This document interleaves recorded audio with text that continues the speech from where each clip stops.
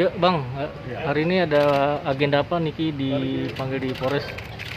Permintaan keterangan ya, jadi ada tambahan terkait dengan putusan pengadilan agama yang sudah mempunyai kekuatan hukum tetap. Jadi itu sempat ditanyakan putusannya apa, isinya apa. Jadi di dalam putusan itu secara tegas dinyatakan bahwa Niki dan Dipo itu adalah suami istri. Itu yang terpenting, dan dihukum dia untuk membayar biaya-biaya dan seterusnya. Salinan putusannya sudah saya sampaikan kepada penyidik. Putusan pada tingkat pertama, Pengadilan Agama Jakarta Selatan, Pengadilan Tinggi DKI, dan Mahkamah Agung.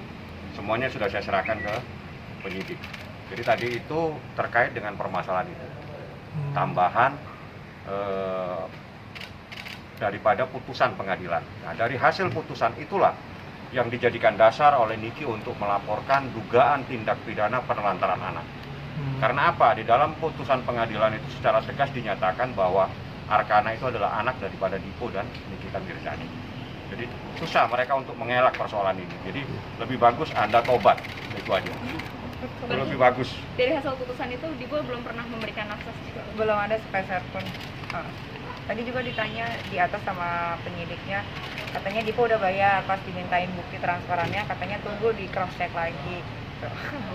Belum ada sih satu set pun yang masuk ke rekening, tapi sebenarnya permasalahannya bukan itu, karena kan dia ganggu-ganggu terus gitu kan. Coba dia nggak ganggu-ganggu, tapi kalau udah kayak gini ya, jadi segala apapun urusan yang sudah di putusan oleh pengadilan ya Bang, ya harus dibayar jadinya. Berapa nominalnya sih nih kawan? Kalau biaya itu ada beberapa ya, ada 50, ada 75, ada tiap bulan. Jadi tiap bulan juga dihukum untuk membayar sejak diputuskan. Tapi Niki nggak pernah pusing. Sebetulnya kita nggak pernah mempersoalkan itu. Cuma karena mencari permasalahan, tiba-tiba mengajukan hal-hal yang tidak masuk akal, ya mengajukan pra peradilan lah segala macam, kita laporkan polisi. Ya, dia mungkin lupa kalau saya memegang beberapa dokumen-dokumen putusan sampai Mahkamah Agung. Nah, begitu kami ajukan laporan polisi, dia berupaya lagi dengan aneh-aneh mengajukan peninjauan kembali dengan asumsi bahwa ini perlu tes DNA. Loh, tes DNA itu bukan di pengadilan agama tempatnya. Pengadilan agama ngurusi cerai, ngurusin anak itu di sana, bukan tes DNA. Jadi kami juga udah bantah semua bahwa persoalan peninjauan kembali itu tidak bisa masuk ke persoalan-persoalan lain. Jadi tidak bisa menciptakan suasana baru di dalam persoalan peninjauan kembali. Peninjauan kembali hanya bisa membahas hal-hal yang sudah diputus oleh pengadilan pada tingkat pertama, pengadilan tinggi atau Mahkamah Agung. Supaya paham, jadi tidak asal mengajukan peninjauan kembali tapi nyasar nanti, salah semua ya. Capek nggak di sini masih berurusan dengan hal? Capek, tapi kalau buat anak sih enggak. Kalau buat Dipo sih enggak. Kenapa? Ya enggak, ya gemes aja. Orang udah, maksudnya dari acara yang kemarin kasus di pengadilan kan udah selesai. Gue pikir dia bakalan lebih santai, nggak akan ganggu lagi. Ternyata dia ngajuin pra peradilan dan kalah lagi. Sekarang lagi ngajuin kasasi. Kan dia peninjauan kembali. Ya peninjauan kembali, pada ini jalurnya beda. Mohon perhatiannya kepada pemilik kendaraan roda. Sebulannya berapa sih yang mau diminta? Murah, 10 juta kalau buat anak konglomerat kan sepele. Hah? Total untuk sampai berapa tahun ini? Sampai dewasa. Berapa tuh? Umur 21 tahun. Target lo sendiri sekarang apa, memenjarakan Dipo apa? Iya dong, harus dipenjara dong Diponya. Kalau enggak dia nggak bisa ngerasain apa yang gue rasain. Kan Niki nanti pengacara Dipo pernah nyinggung soal yang Arkana udah diadopsi sama Kak Fitri. Itu kan adopsi secara lisan, kan bodoh kali itu juga lawyernya. Katanya jadi tanggung jawabnya Kak Fitri sekarang. Ya, itu kan secara lisan. Maksudnya dia sebagai seorang kakak perempuan dewasa, dia mau mengadopsi Arkana karena kasih sayangnya, bukan secara negara. Ada surat-suratnya nggak ada. Ini juga bapak asuhnya Arkana. Nggak bisa kayak begitu. Iya. Adopsi itu putusan penetapan pengadilan ya. Jadi kalau nggak ngerti ya jangan ngomong lah.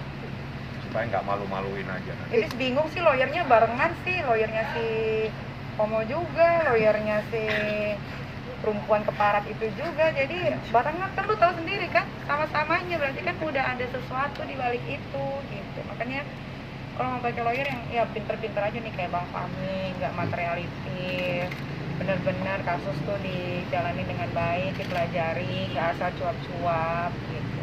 Kayak kalau Dipo minta bertemu sama anakku gimana sih? Dipo emang dia pengen ketemu orang, dia tuh menolak loh tes DNA. Karena Ya nggak tahu. Dia dikasih. Jadi kontradiksi di proses penyidikan, jadi di interview sama diinterogasi sama polisi sama penyidik, dia tidak mau tes DNA, ya dia tidak mau. Tapi di dalam memori kasasi dia minta tes DNA di memori peninjauan kembali. Jadi Anda bisa menilai aja lah, bagaimana dia pelin-pelan di satu sisi dia keberatan tes DNA, namun di permohonan peninjauan kembali dia minta tes DNA di pengadilan agama kan. Jadi nggak nyambung semua. Sebetulnya kalau mau tes DNA ya di polisi. Kenapa di sini menolak, di sana justru minta? Saya nggak tahu cara berpikirnya kemana. Gitu loh. mempersiapkan nggak sih jika suatu saat nanti Arka bertanya perihal ayahnya? Ada putusan kok ya. Jadi dari putusan pengadilan itu Arkana bisa melihat bahwa dia memang anak dari perkawinan antara ibunya dan bapaknya. Jadi aman-aman saja, nggak ada apa-apa. Gak ada yang larang kok dari semua mantan-mantan laki gue kalau mau ketemu anak ya silakan aja. Tapi kan semua ada peraturannya. Gak bisa main datang tengah malam atau nggak boleh ditemenin. Nanti kenapa-napa anaknya kan juga jangan. Ya? Kasihan ya sama pacarnya Dipo. Linglung, masa dibilang katanya di atas. Habis di mana? Orang Nikita enak, masa ngomong gitu ke penyidik? Bukan, berarti aku endul kan. Makanya gue bingung deh sama Dipo itu. Oke. Oke. Jadi Jumat dia datang. Oke, ini Soalnya sedikit. kayaknya Kayaknya sedikit